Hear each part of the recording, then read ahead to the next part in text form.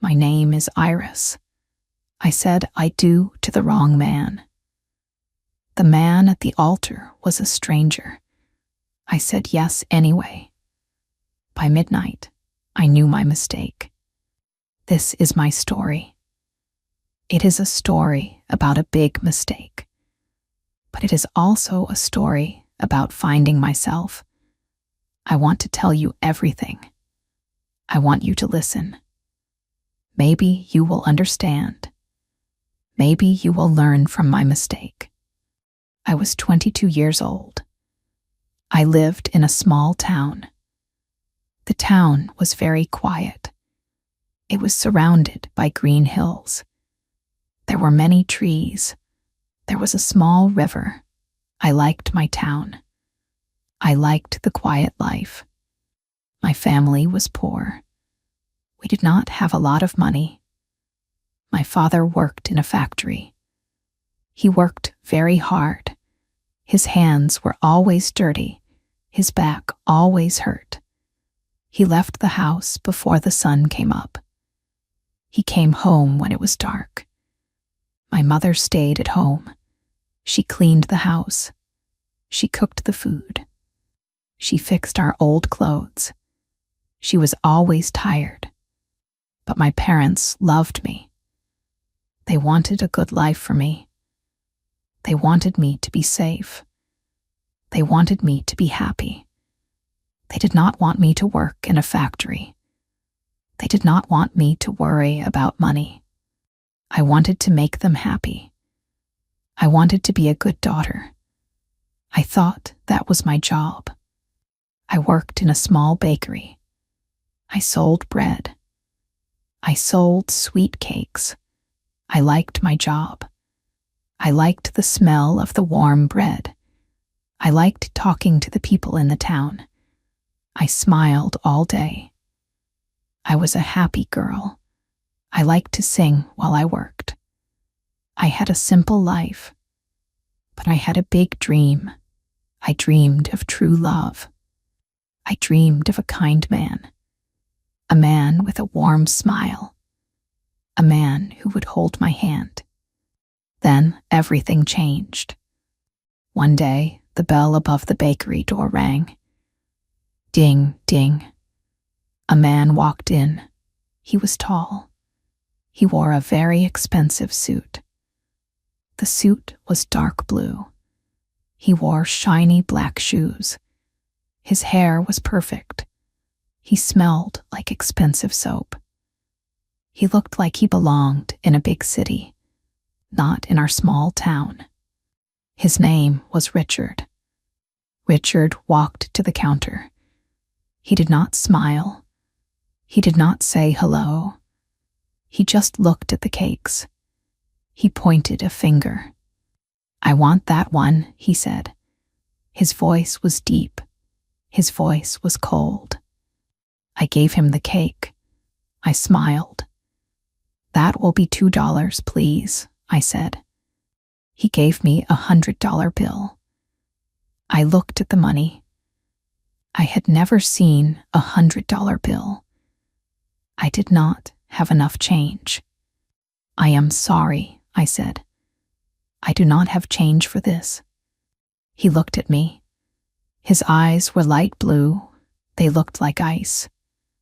"Keep it," he said. He took the cake. He turned around. He walked out the door. He got into a big, black car. The car drove away. I was shocked. I told my mother about the man. She was very excited. "He is very rich, Iris," she said. "A rich man can give you a good life." The next day, Richard came back. He bought another cake. He gave me another big bill. He told me to keep the change. This happened every day for a week.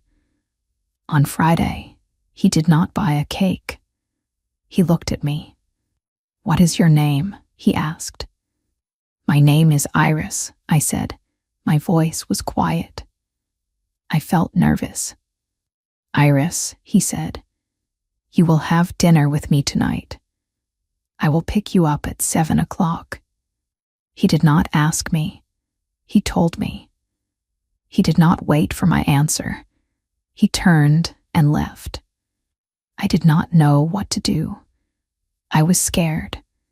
But I went home. I told my parents.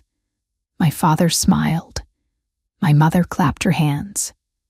You must go, Iris, my mother said. Wear your best dress. Brush your hair. Be polite. This is a big chance for you. I wanted to make them happy. So I put on my best dress. It was a simple pink dress. I brushed my hair. I waited by the window. At 7 o'clock exactly, the big black car arrived.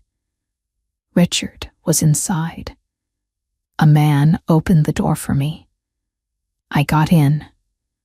The car was very clean. It smelled like leather. Richard did not look at me. He just told the driver to go. We went to a very fancy restaurant in the next city. The restaurant had soft music. The lights were low. The plates were white with gold edges. There were many glasses on the table. I did not know which glass to use. I felt very small. I felt stupid. The waiter came. Richard did not ask me what I wanted. He looked at the waiter. She will have the chicken. I will have the steak, Richard said. I wanted to eat fish, but I did not say anything. I kept quiet. I wanted to be good. I wanted to be polite. During the dinner, we did not talk much. Richard talked about his work. He talked about his money. He talked about his big houses. He did not ask about my life. He did not ask about my dreams. He did not ask what music I liked. He did not care. I felt very alone. I was sitting with a man, but I was alone. When he took me home, he walked me to the door. He did not kiss me. He did not hold my hand. He looked at me. You are very quiet. I like that, he said. I need a quiet wife. I need a woman who listens. I need a woman who looks nice. He got back into his car. He left. I went inside. I went to my room. I looked in the mirror. I did not feel happy. I felt like a thing. I felt like a doll. A quiet doll in a pink dress. But my parents were so happy. They asked me many questions. Was the food good? Is he a good man? Will you see him again? I looked at their hopeful faces. My father's tired eyes. My mother's worn hands. I swallowed my fear. Yes, I said, he is a good man. I will see him again. We went on more dates.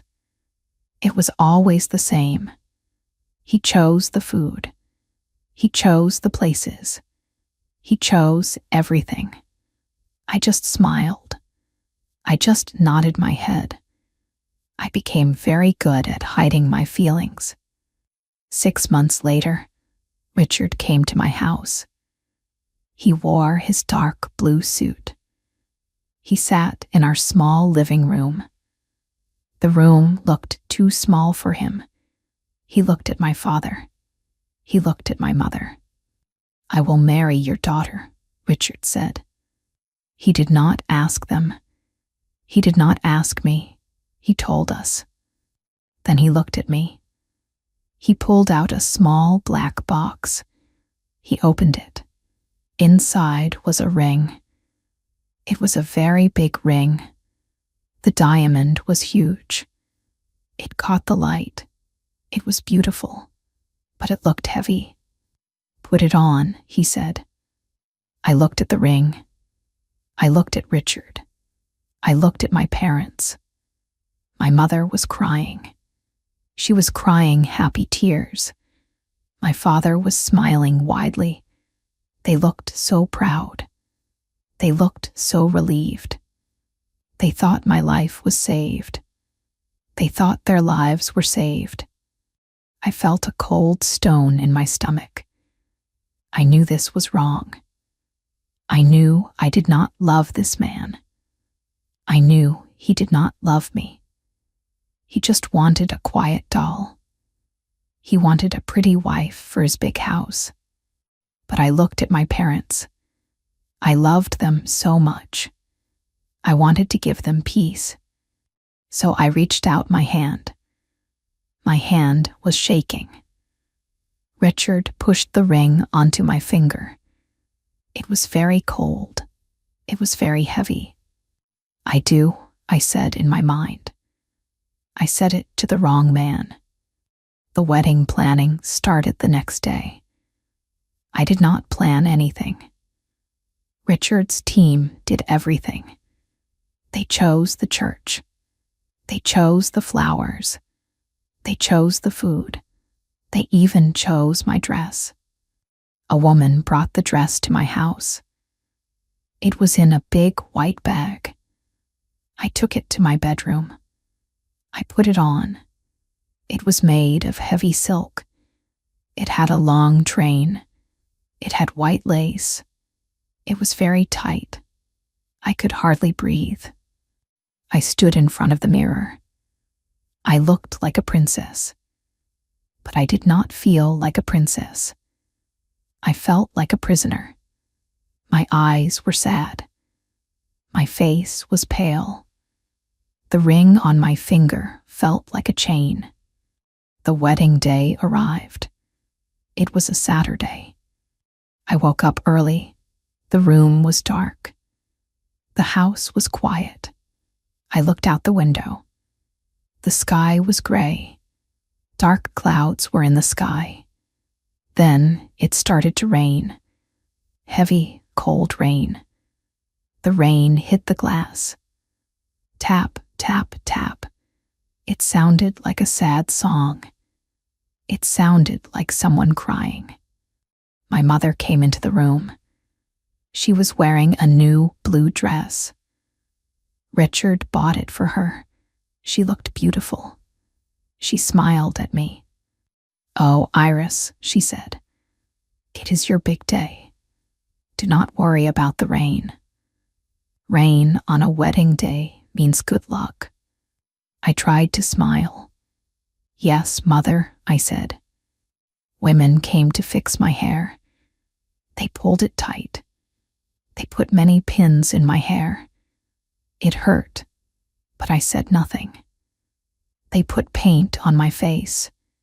Red lips, dark eyes. They covered the real me. I looked like a stranger. I did not know the girl in the mirror. I put on the heavy white dress. I put on the white shoes. The shoes were too small. They pinched my toes. They hurt my feet, but I said nothing. I held the flowers. They were white roses. They were beautiful, but they had sharp thorns. I squeezed the stems. A thorn cut my hand. It was a small cut. A drop of red blood fell. It fell on the white lace of my dress. A tiny red spot. I wanted to cry. I wanted to take off the dress. I wanted to run away. I wanted to run into the rain. I wanted to go back to the bakery. I wanted my simple life back. My mother saw the blood. She quickly cleaned it with a cloth. "SHH, it is okay," she said. "Everything is perfect. You will be a rich lady today. You will never be hungry again." I swallowed my tears. I nodded my head. I walked out of the house. We drove to the big church in the city. The car ride was silent. I watched the rain on the window. I felt cold inside. I felt like I was walking in my sleep. We arrived at the church. The doors were huge. They were made of dark, heavy wood. My father took my hand. His hand was warm. His hand was rough from hard work. I squeezed his hand. I wanted to tell him to stop. I wanted to say, "Papa, please take me home." But I looked at his face. He looked so happy. He looked so proud. I could not break his heart. The loud music started. Boom, boom, boom. The grand organ played. The sound filled the big church. It vibrated in my chest. The heavy doors opened. I saw a sea of people. There were hundreds of people. They wore expensive clothes. They wore hats and jewels. I did not know them. They were Richard's guests, his business partners, his rich friends. They turned to look at me. Their eyes were cold. They were judging me. They were looking at the poor girl from the small town. I started to walk down the aisle. The white carpet was long. My feet hurt in the tight shoes. The dress was so heavy. It was like walking in deep water. It was like walking in mud. Every step was hard. I looked at the end of the aisle. I looked at the altar. Richard was standing there. He wore a perfect black tuxedo. His hair was perfect. But he did not smile. He did not look happy. He looked bored. He checked his gold watch. He was waiting for a meeting to start. He was not waiting for his bride. I reached the altar. My father gave my hand to Richard. Richard took it. His hand was freezing. His hand felt like ice. He did not squeeze my hand. He just held it loosely. The priest started to speak. He spoke many words. Words about love. Words about trust. Words about forever. I did not hear him. My ears were ringing. My heart was beating too fast. I felt dizzy. I looked at Richard's face. He was staring at the priest. He was not looking at me. He was a stranger. I knew his name. I knew he was rich. But I did not know his heart. I did not know his soul. He was a stranger, and I was marrying him. The priest asked the big question. "Do you, Richard, take Iris to be your wife?" "I do," Richard said. His voice was flat. No emotion. Then the priest looked at me. His eyes were kind. "Do you, Iris, take Richard to be your husband?" The church was completely silent. Everyone was waiting. I felt a lump in my throat. I wanted to scream. I wanted to say no. I wanted to say, I made a mistake. But I felt the heavy ring on my finger. I saw my parents in the front row. They were smiling. I closed my eyes. A single tear fell down my face. "I do," I whispered. I said I do to the wrong man. I said yes anyway. The priest smiled. "I now pronounce you husband and wife. You may kiss the bride." Richard leaned in. He did not kiss my lips. He kissed my cheek. It was a cold, quick kiss. It felt like a bird pecking my skin. Then we turned around. The music played again. We walked back down the aisle. People clapped, but it was polite clapping. It was not joyful clapping. We got into the big black car. We drove to the party. The party was in a grand hotel. The room was huge. There were crystal chandeliers hanging from the ceiling. They sparkled like diamonds. There were hundreds of flowers. There was too much food. There was a giant cake. It had 6 layers. I sat at the big table.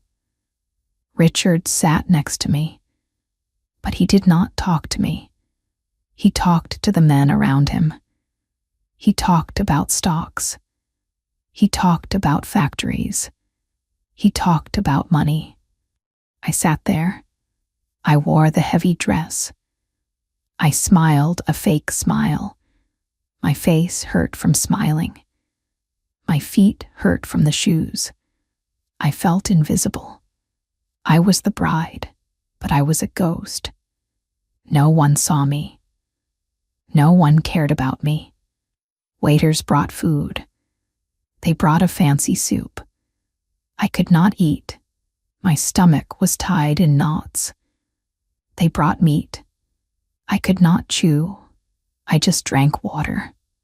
Then it was time to cut the cake. Richard stood up. He pulled my arm. He pulled it a little too hard. We walked to the giant cake. The waiter gave us a long knife. We held the knife together. We cut the cake. The cameras flashed. Bright lights hit my eyes. I blinked. The waiter gave me a piece of the cake. I took a bite. It was lemon cake. I hate lemon. It is too sour. I told Richard this once, but he did not remember. He did not care. He ordered what he wanted. I forced the sour cake down my throat. It tasted like my mistake, bitter and sour. Then it was time for the first dance. The music started. It was a slow waltz. Richard led me to the dance floor.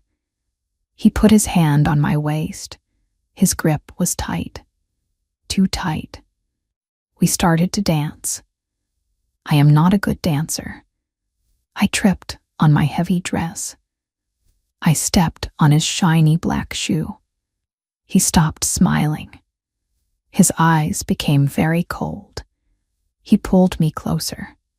He spoke near my ear. "Do not embarrass me, Iris," he whispered. His voice was like a snake. "Smile, look happy. You are my wife now. You must act perfectly." He squeezed my waist harder. "It hurt," I gasped. "Yes, Richard," I whispered. I forced the biggest smile on my face. I danced. I did not make another mistake. I moved like a perfect doll. But inside, my heart was breaking into tiny pieces. The party lasted for hours. It felt like years. Finally, the guests started to leave. My parents came to say goodbye.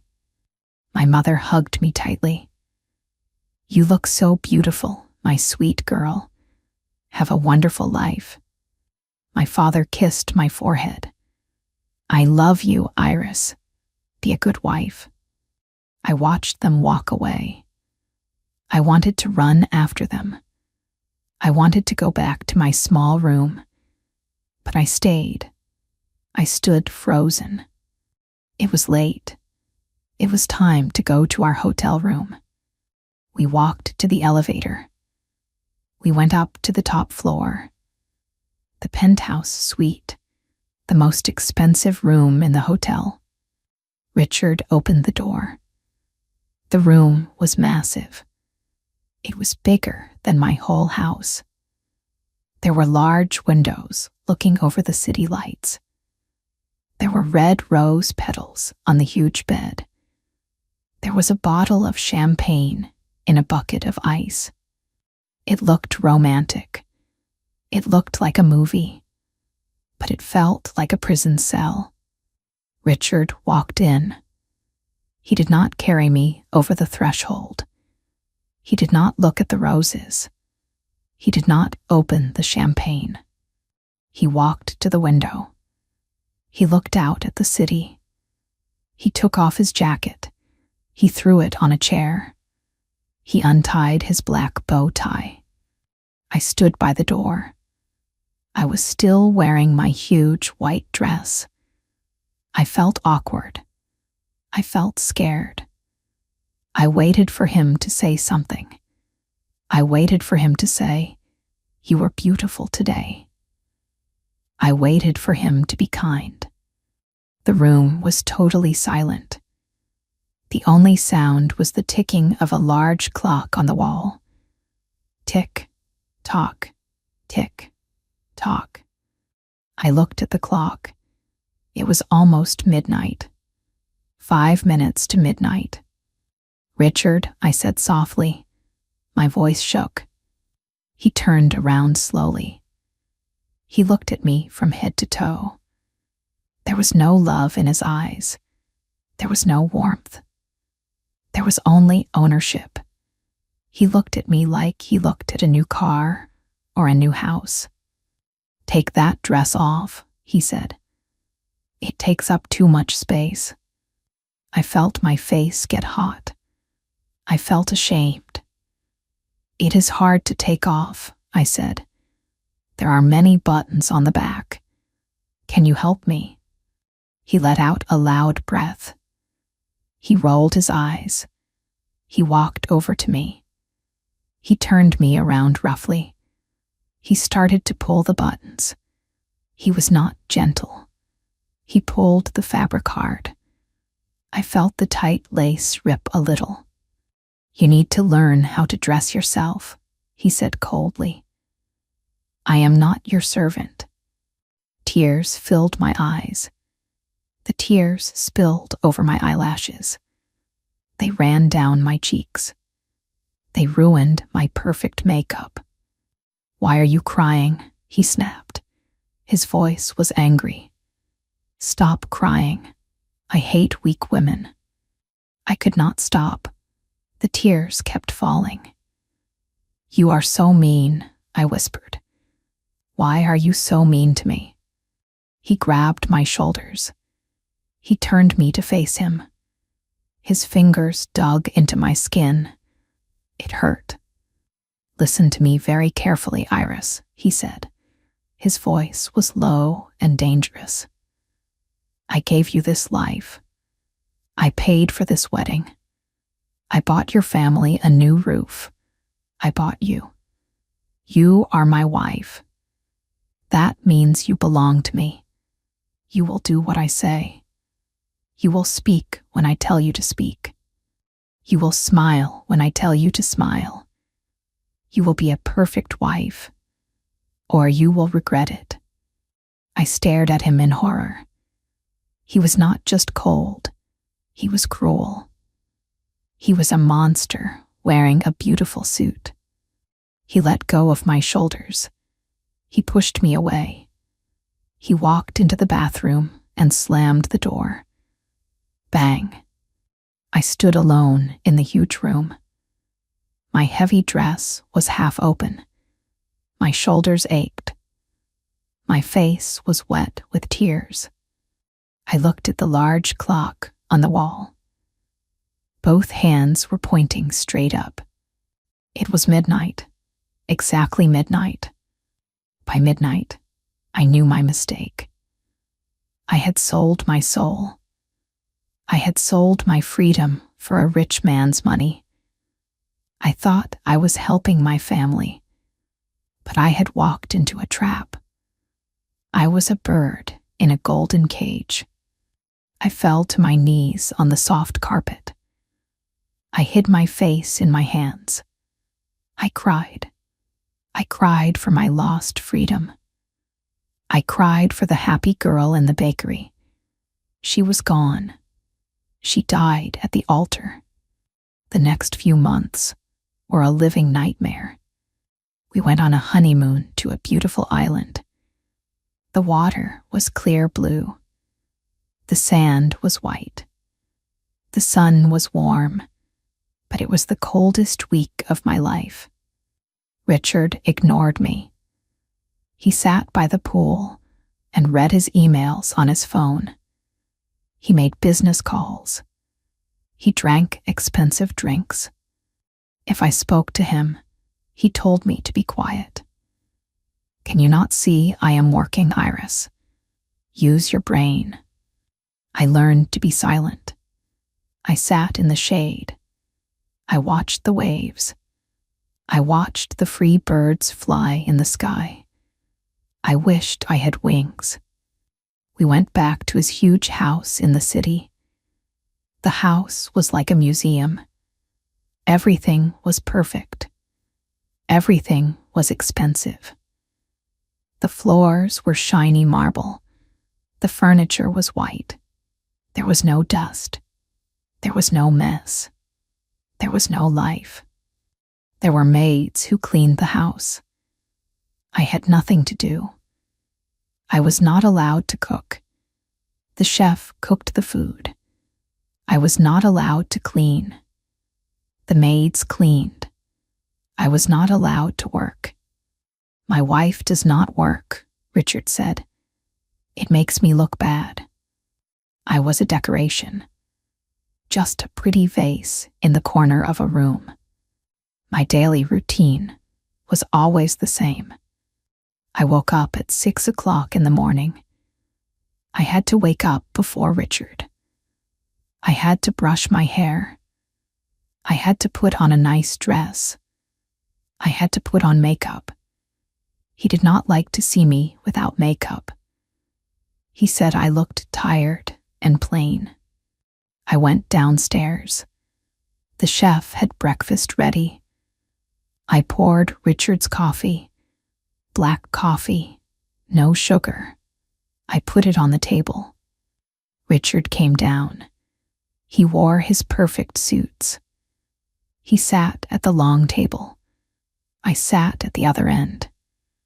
The table was very long. We were far apart. He drank his coffee. He read the newspaper. He did not look at me. He did not say, "Good morning." He only spoke if something was wrong. "The coffee is too hot," he would say. "I am sorry, Richard," I would answer. "You are useless," he would mutter. Then he went to work. The big heavy door closed behind him. Click, the sound of the lock. I was alone. The house was so quiet. It was too quiet. The silence was loud in my ears. I walked from room to room. I looked out the big windows. The city was busy outside. People were walking. Cars were driving. Children were playing. Everyone had a life. I had no life. I tried to read books, but my mind could not focus. I tried to watch television, but it made me feel empty. I tried to sing, but the songs stuck in my throat. I forgot the words. I forgot the melodies. My voice was gone. I lost my smile. I forgot how to laugh. I became a shadow, a quiet, obedient shadow. I missed my parents. I missed my town. I missed the smell of the bakery. One day, I asked Richard if I could visit them. It was a Tuesday evening. He was sitting in his large leather chair. He was drinking whiskey. "Richard," I said softly. I stood far away from him. "My mother called today. She has a bad cold. She is not feeling well. Can I go visit her tomorrow?" He did not look up from his phone. "No," he said. "But Richard," I tried again. My voice was shaking. "It is only for one day. I can take the train. I will be back before dinner." He slowly lowered his phone. He looked at me. His eyes were cold and dark. He put his glass of whiskey on the table. He stood up. He walked slowly towards me. I took a step back. I felt fear in my stomach. "Did I stutter, Iris?" he asked. His voice was low. I said no. "But she is my mother," I whispered. Tears filled my eyes. "I am your family now," he said. He pointed his finger at my face. "You belong here. You do not leave this house without my permission. You do not make plans without my permission. Tomorrow, we have a dinner party here. Important men are coming. You will stay. You will wear the red dress. You will smile. You will pour the wine. You will be the perfect host. Do you understand me?" I looked at his angry face. I saw the monster again. "Yes, Richard," I whispered. A tear fell down my cheek. "Stop crying," he shouted. He hit the wall with his hand. Bang. "Your tears disgust me. Go to your room." I ran up the stairs. I ran into my bedroom. I locked the door. I slid down the wall. I sat on the floor and cried. I cried loudly into a pillow so he would not hear me. I hated him. But more than that, I hated myself. I hated myself for being weak. I hated myself for staying. The dinner party was the next night. I wore the red dress. It was tight and uncomfortable. I wore high heels. I wore red lipstick. I looked perfect on the outside. Inside, I was dead. The important men came. They brought their wives. The wives were older. They wore lots of diamonds. They talked about expensive trips. They talked about servants. I had nothing to say to them. We sat at the long dining table. I poured the wine. I smiled. I laughed at their terrible jokes. "Richard is so lucky," one man said. "He found a beautiful young wife. She is so quiet and sweet." Richard smiled. It was a fake, proud smile. "Yes, she is a good girl," he said. He patted my hand like I was a dog. I felt sick. I wanted to vomit. I stood up to clear the soup bowls. My hands were shaking. I was so tired. I was so nervous. I picked up a bowl. It was hot. It slipped from my fingers. Crash! The bowl fell on the floor. It broke into many pieces. The hot soup splashed on the marble floor. A little soup splashed onto the shoe of an important guest. The room went completely silent. I froze. I stopped breathing. I looked at the broken bowl. I looked at the guest's shoe. Then, slowly, I looked at Richard.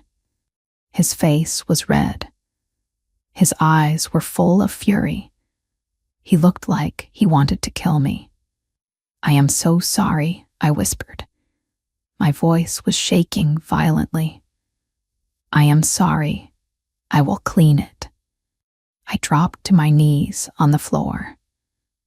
I started to pick up the sharp pieces of the broken bowl.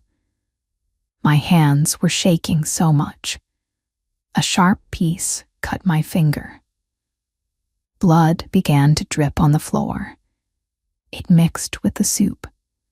"Leave it, you clumsy fool," Richard shouted. His voice echoed in the big room. Everyone jumped. He stood up. He pointed to the door. "Get out of my sight. Go to your room. You are an embarrassment." He yelled at me in front of everyone. He made me feel like garbage. He humiliated me. The guests stared at me. The wives looked away. No one said a word. No one helped me. I stood up slowly. Blood dripped from my hand.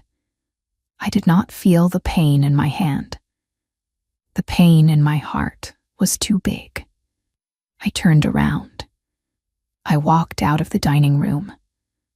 I walked up the long stairs. I went into my bedroom. I did not turn on the light. I sat on the edge of the large bed in the dark. I looked at my bleeding hand. I watched the blood drop, drop, drop. It reminded me of the wedding day. The small cut from the white rose, the blood on the white dress. That was a warning I ignored. I sat in the dark for a long time. I heard the guests leave. I heard the front door close. I heard Richard's heavy footsteps walking past my door. He went into his own room. He did not come to check on me. He did not care about my bleeding hand. I stood up. I went into the bathroom. I turned on the light. I looked in the large mirror. I stared at the woman in the glass. She wore a beautiful red dress. She wore a diamond necklace. She had perfect hair and red lips. But her eyes were dead. Her face was pale. She looked old. She looked broken. "Who are you?" I whispered to the mirror. "I am Iris," a small voice in my head answered. "Where is Iris?" I asked. She was lost. She was buried under the expensive clothes. She was locked inside this giant, silent house. Suddenly, I felt a spark in my chest. It was small, but it was hot. It was anger. Not anger at Richard. Anger at myself. I had given up. I had let him destroy me. I had accepted the cage. "No," I whispered. I said it louder. No. I did not want to die in this house. I did not want to be a ghost forever. I wanted to live. I wanted to sing again. I wanted to feel the sun on my face without asking for permission. I looked at the big, heavy diamond ring on my finger. The ring that bound me to this monster. I grabbed the ring. I pulled it. It was tight. It did not want to come off. I pulled harder. It scraped my skin. It hurt, but I kept pulling. Finally, it slid off. I held the ring in my hand. It felt so heavy. I put it down on the cold marble sink. It made a sharp sound. Clink. My finger felt light. My hand felt free. I made a decision in that moment. I was leaving. I was not going to wait. I was not going to plan for weeks. I was leaving tonight, right now. I moved quickly. I took off the red dress. I let it fall to the floor. I left it in a heap. I wiped the red lipstick off my mouth. I wiped the makeup off my eyes. I washed my bleeding hand and wrapped it in a white towel. I put on my old clothes. The clothes I brought from my small town. A pair of soft blue jeans. A warm gray sweater. My old, comfortable brown shoes. The shoes that did not hurt my feet. I found a small bag. A simple brown bag. I did not pack much. I took a few shirts. I took a toothbrush. I took a photograph of my parents. I took a little bit of money I had saved. Money from the change he sometimes left on the table. It was not much, but it was enough for a bus ticket. I did not take his jewelry. I did not take his clothes. I did not take his credit cards. I wanted nothing from him. I wanted to be completely free. I looked around the giant bedroom one last time. It was a beautiful room, but it was a terrible place. I took a piece of paper. I took a pen. I wrote a very short note. I am leaving. Do not look for me. I am done. I put the note on the bed. I picked up my small bag. I opened the bedroom door quietly. The house was completely silent. Everyone was asleep. I walked down the grand stairs.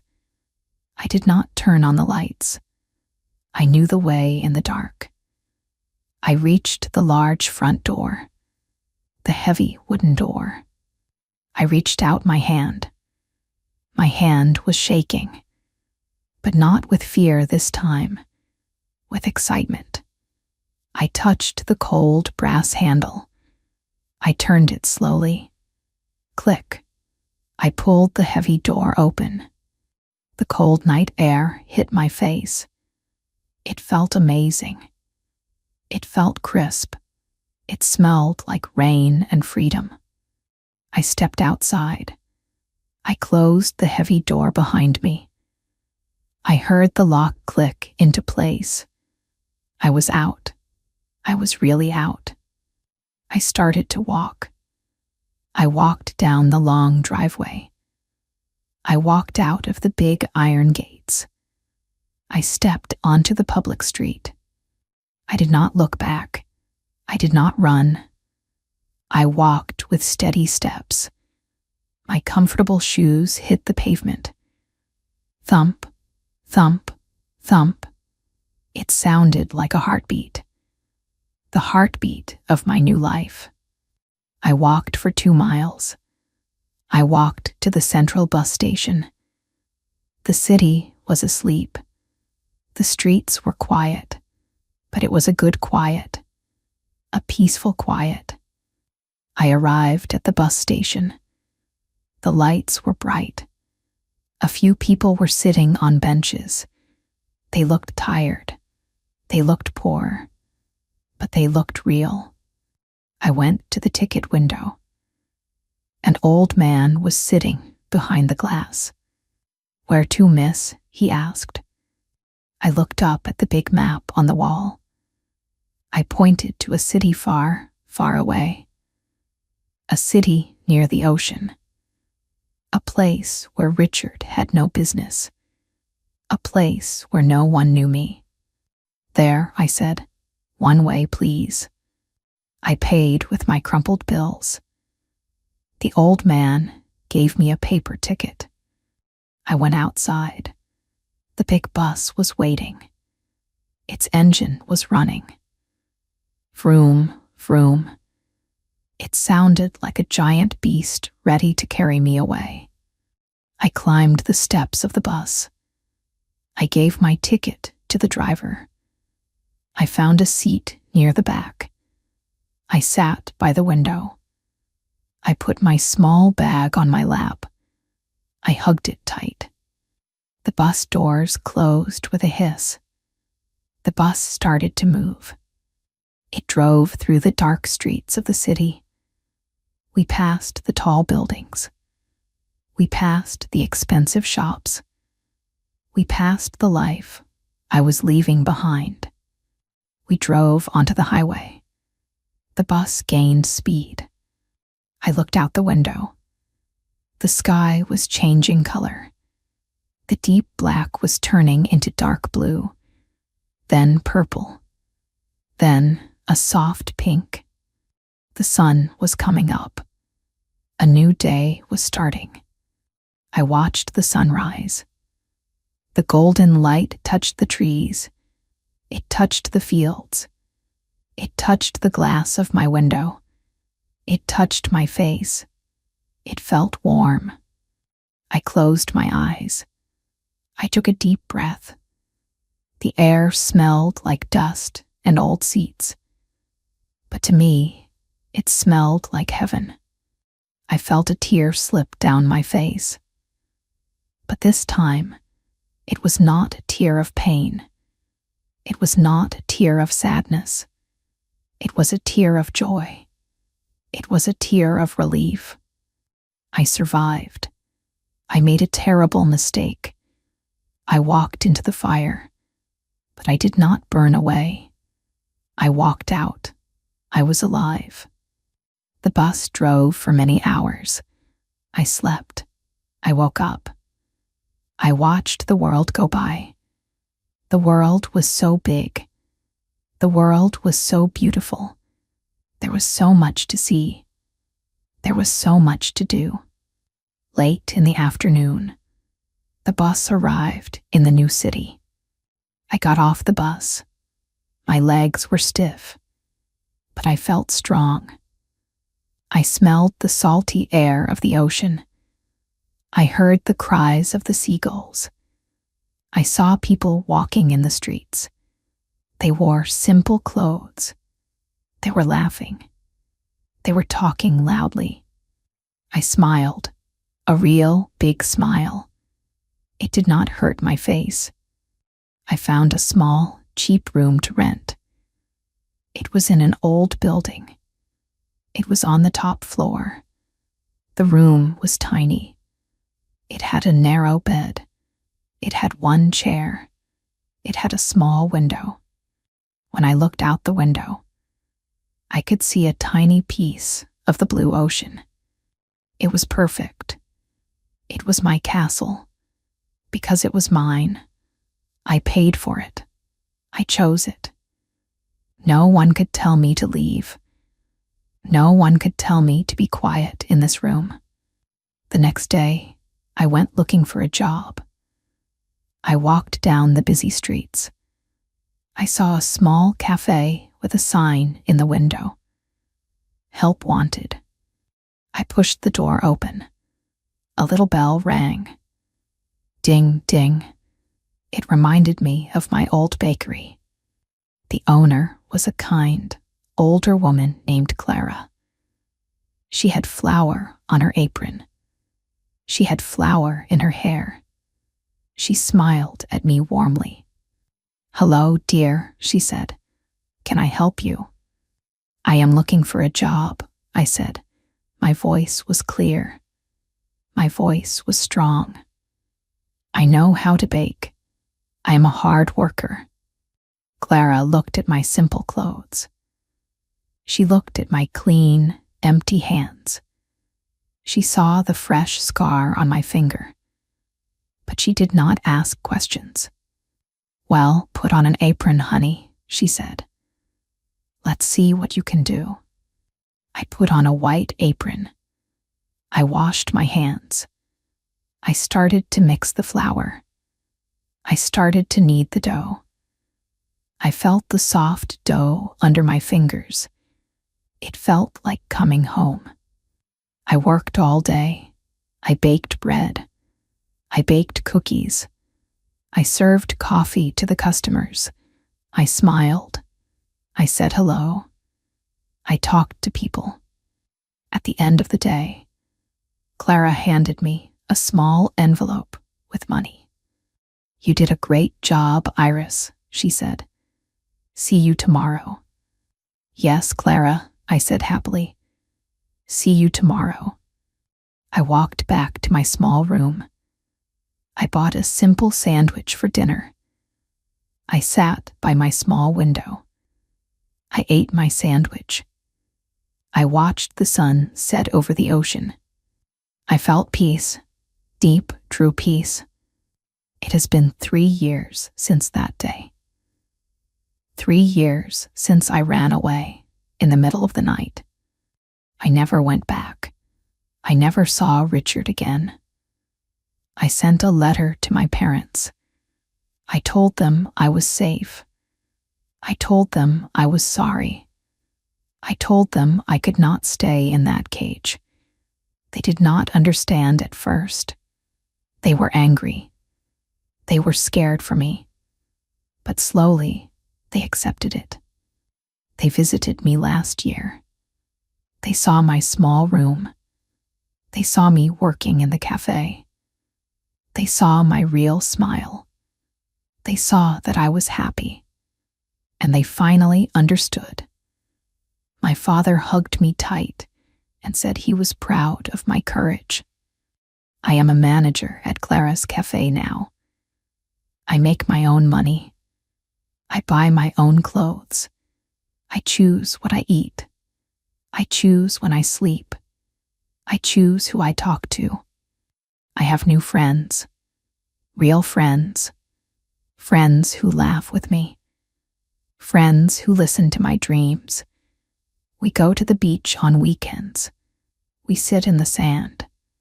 We watch the waves. And I sing. I sing in the cafe while I bake. I sing in the shower. I sing when I walk down the street. My voice came back. It is louder and stronger than before. I am Iris. I am 25 years old. I look back at the young, scared girl who stood at the altar. I feel sorry for her. She thought she was doing the right thing. She thought love meant sacrifice. She thought money could buy happiness. She was so wrong. I said I do to the wrong man. The man at the altar was a stranger. I said yes anyway. By midnight, I knew my mistake. It was the biggest mistake of my life. But sometimes, a big mistake is exactly what you need. It breaks you down. It destroys the false world around you. It forces you to see the truth. It forces you to find your true strength.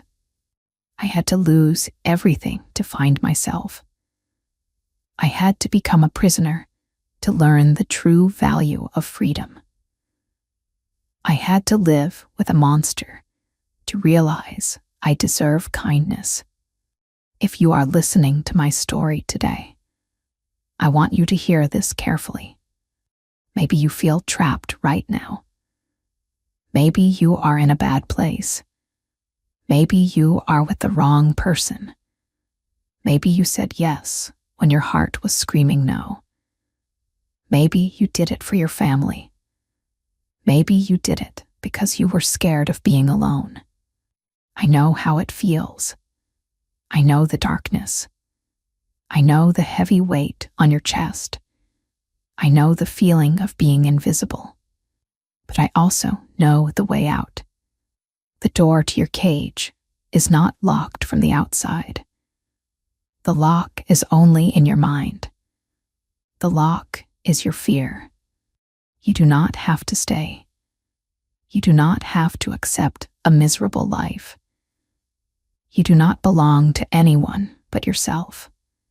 It takes courage to leave. It is terrifying. Taking off that ring was the hardest thing I ever did. Walking out into the dark night was scary. Getting on that bus with nothing but a small bag took all my strength. The road to freedom is not easy. It is bumpy. It is lonely at first. You will have to work hard. You will have to build a new life from nothing. You will cry. You will have moments of doubt. But the reward is magnificent. The reward is you. The reward is breathing free air. The reward is making your own choices. The reward is finding your voice and singing your own song. A big house is just bricks and glass. Expensive clothes are just fabric. Money cannot buy peace in your heart. Money cannot buy a true, warm smile. Only you can give yourself that peace. Only you can build a life that makes you smile. Do not settle for coldness. Do not accept cruelty. Do not let anyone silence your voice. You are a human being. You are valuable. You are worthy of true love. You are worthy of respect. If you made a mistake, forgive yourself. We all make mistakes. We are human. A mistake does not have to be a life sentence. You have the power to change the story. You hold the pen. You can turn the page and write a new chapter. I turned my page. I wrote a beautiful new chapter. I said I do to the wrong man. But in the end, I said I do to the right person. I said I do to myself. And it was the best decision I ever made. You can make that decision too. Choose yourself. Choose your freedom. Choose your happiness. Take a deep breath. Look in the mirror. Find the brave person inside you. Open the door. Step out into the light. You can do this. I believe in you. Keep walking forward. Keep searching for your joy. Never give up on yourself. Your beautiful, true life is waiting for you. Go find it.